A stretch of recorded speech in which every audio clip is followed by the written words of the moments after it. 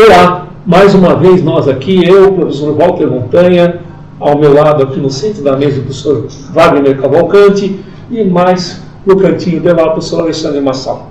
Estamos aqui agora para discutir um pouco com vocês a nossa chamada ação das citocinas no complexo, que está associado ao Covid-19. Tudo vai começar conversando um pouquinho sobre inflamação. Por quê?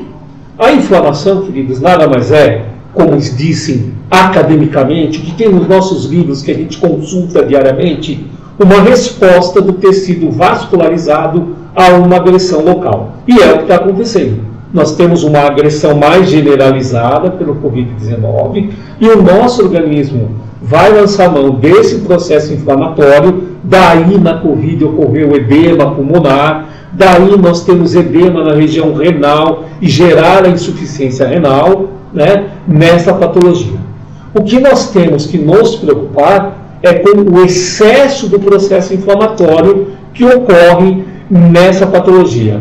Certo, Wagner? Você pode comentar um pouquinho com a gente sobre as citocinas, essa ação, o que está sendo feito? Então, o que acontece muitas vezes, pessoal, você já deve ter ouvido falar um tempo, tempestade. Quando a gente pensa em tempestade, é algo vultuoso, é algo muito grande. Então, tempestade de citocinas, Marcelo? Ou seja, uma grande quantidade de citocinas sendo liberada na tentativa, como o Montanha falou, de pedir ajuda. O tecido está recrutando ajuda, ele quer se salvar do coronavírus. Então, eu vou lançar o máximo que fosse de pedido de socorro, ou seja, substâncias da condição de sopa inflamatória, que fazem parte, então, do grupo das citocinas, pedindo o quê? Ajuda. Só que aí, Montanha, quando nós trabalhamos com inflamação, existem alguns sinais, Marcelo, cardinais, que são característicos do processo inflamatório. Sim, sim.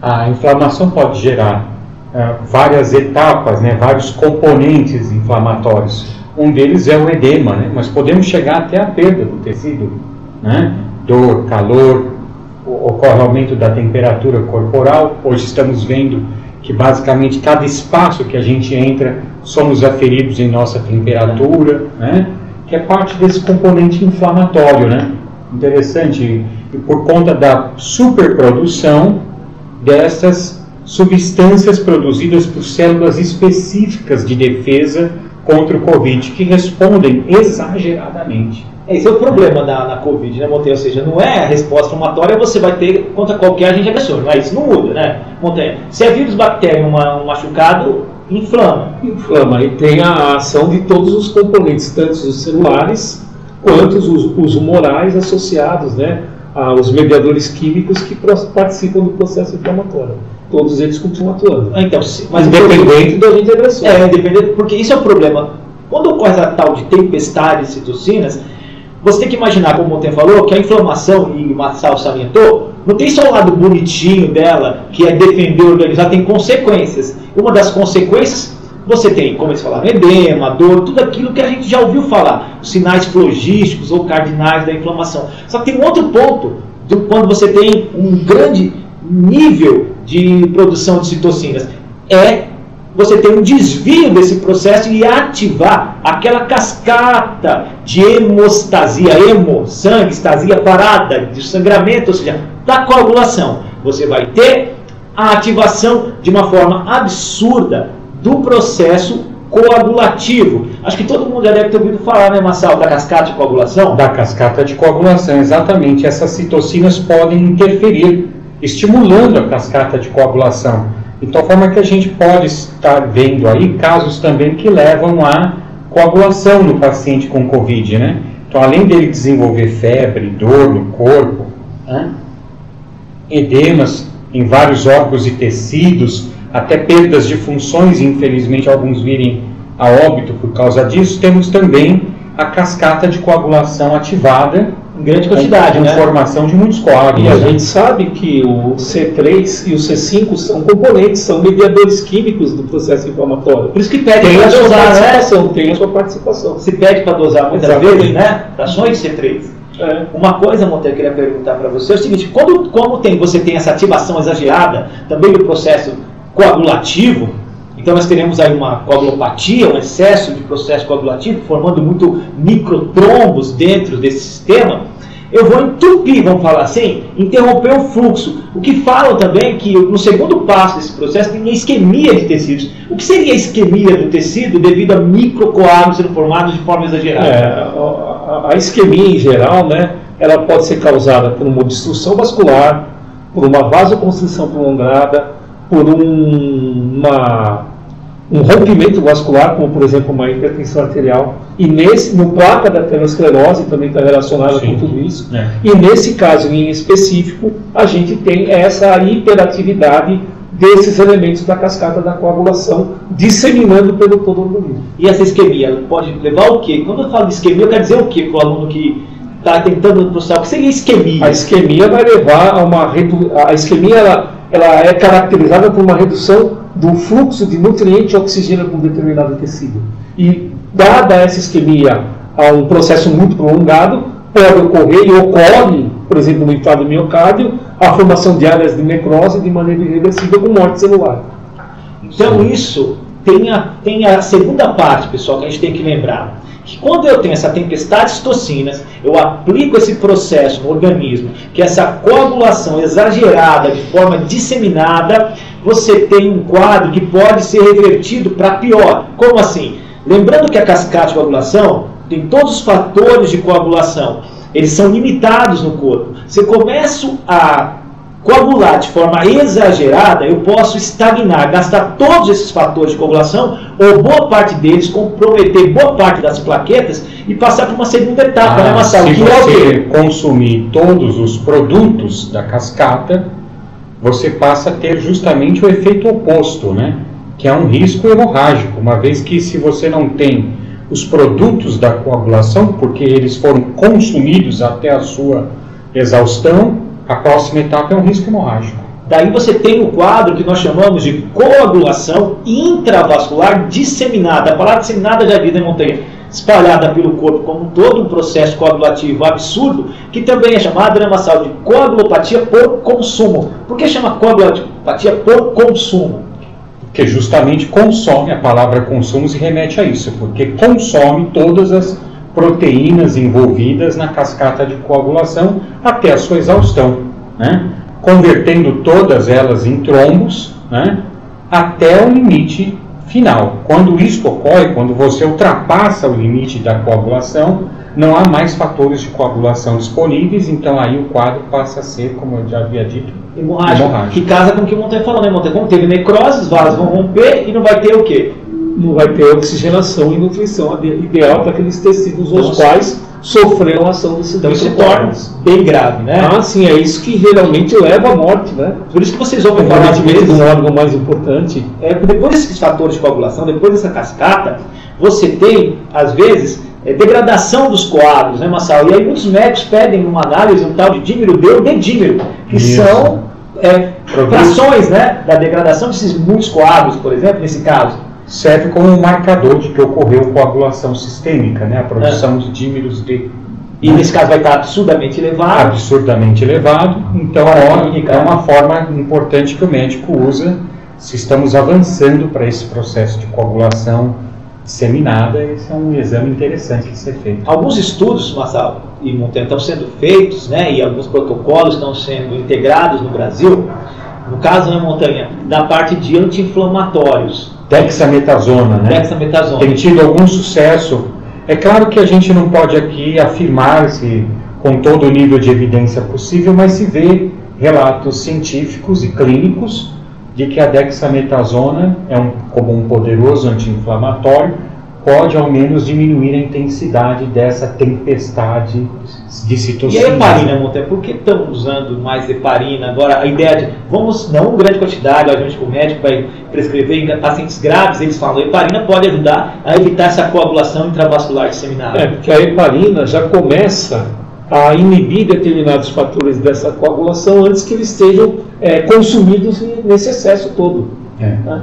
Então tem uma lógica, esses dois protocolos. A heparina é uma substância endógena e nós somos capazes de sintetizá-la, né? E administrar como suplemento, né? Nós podemos administrar no paciente em doses subcutâneas, né? Mas preciso lembrar só um detalhe, tem que ser falado no plural, né? Porque o nosso corpo produz uma família de moléculas do grupo das heparinas. E a gente divide as heparinas, farmacologicamente falando, né, em dois grandes grupos, né, a não fracionada, que é essa heparina que está num frasco ampola e normalmente administrada subcutaneamente. Ali existe uma mistura de todas as heparinas, mas é possível fracioná-las a partir de um processo de filtração molecular, obtendo a fração das heparinas de baixo peso molecular. Estas são, infelizmente, mais caras, mas mais seguras, porque elas provocam menor risco hemorrágico. Porque o grande problema da heparina é você sair de uma anticoagulação preventiva para uma hemorragia. Né?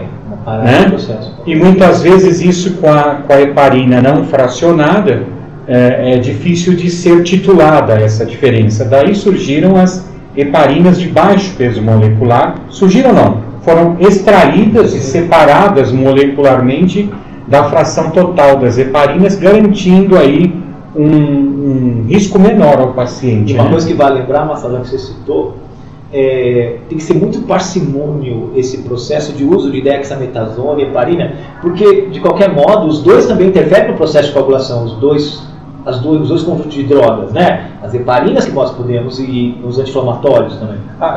Esses dois grupos, uma coisa que eu acho importante dizer, Wagner, é que tanto a dexametasona quanto as heparinas, seja qual for, elas modificam o curso da doença, tornando o paciente mais seguro, uma cura para a Covid, mas não trata o Covid propriamente dito. Impede o vírus, né? Não impede a replicação viral, mas transforma o quadro clínico em algo mais estável. Então, cautela com o uso. Outra coisa é dessas drogas, para paciente grave, né, Montanha? Não é que eu imagino que eu tenha Covid assintomático, vou fazer uso de heparina, de dexametasona. Esses daí são para pacientes graves, estão internados em UTI. Inclusive são medicamentos de uso exclusivo hospitalar. Inclusive esse tipo de tratamento, vamos dizer assim, né? Ele faz com que o organismo tenha que dividir as suas forças no combate da isquemia tecidual, dos microcoágulos, e o combate contra o vírus. No fundo, os mesmos elementos funcionam contra o vírus e contra... E isso é estranho e bonito de se ver, né? Como que na espécie humana a inflamação é sempre up, responde mais, né? Muitas vezes um pequeno graveto sobre a pele causa um processo inflamatório que nos incomoda terrivelmente. Agora você vê um cão caindo no mato e correndo por todo lado, cheio de gravetos, ele volta por todo o corpo, mas não tem a resposta tão aumentada quanto da espécie humana, né? Então a espécie humana tem mesmo essa resposta exagerada de proteção, né? Então, pessoal, esse foi mais um bate-papo, tá? Que nós compartilhamos com vocês. Uma saúde se bem, é um bate-papo que a gente tem na área particular já, a gente sempre conversa com vocês. Nós estamos agora com essa ideia, trazer para vocês conteúdos da saúde, material que vocês possam utilizar, e todo esse conteúdo, esse bate-papo junto, né, Montanha, com outro tipo de conteúdo, não só o conteúdo do bate-papo, mas conteúdo matérias básicas, farmacologia, fisiologia, anatomia, histologia, patologia. A gente está num portal, nós estamos numa plataforma chamada www.unireforço.com.br. Todos os sábados às 15 horas aproximadamente não, exatamente. Nós vamos lançar um vídeo para vocês, né, com esse conhecimento que a gente adquiriu, somando os três aqui, há quase 100 anos de docência. É verdade. E você não esqueça, né? Compartilhe esse vídeo, marque lá, clique lá no sininho para você receber notificações. E lembre, www.unireforço.com.br. Logo ela vai estar no ar, mas você pode acessar, você pode se cadastrar para você entender como vai funcionar nossa ideia de transmissão, né, Marcelo, de conteúdo. A ideia é essa mesmo, aquilo que a gente já faz há tantos anos, juntos, um na casa do outro, dentro das empresas que trabalhamos, nos corredores, nas ruas, no almoço que a gente tem em conjunto, a gente quer estruturar isso e levar para você, para que você possa, para que a gente possa compartilhar essa nossa história acadêmica com vocês. Aliás, vamos acabar logo porque o gordo aqui já quer comer. Tchau, gente. Tchau, gente. Tchau, tchau. Bom.